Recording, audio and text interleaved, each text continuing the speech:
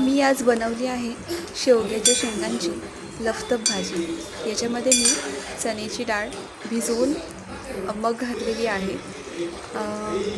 अशी आपण थोडा रस्सा हवा असेल तर थोडंसं पाणी ॲड करू शकतो, पण मला रस्सा जास्त नको हवा होता, तर मग मी अशीच तिला थोडी सुकी ठेवली आहे। इथे मी जे कॉर्न आहेत त्याचा चाट केलेला आहे। याच्यामध्ये फक्त मी जिऱ्याची फोडणी, मोहरीची फोडणी आणि टोमॅटो घालून मीठ आणि थोडंसं लाल तिखट घातलेलं आहे। सोबत पापड तळला होता आणि वडीही केली होती।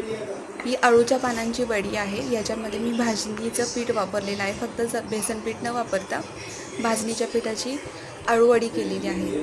खूप छान खुसखुशीत अशी वडी तयार होते, कुरकुरीत होते। तांदळाचं पीठही ॲड केलेलं आहे याच्यामध्ये। छान अशा वड्या पडलेल्या आहेत।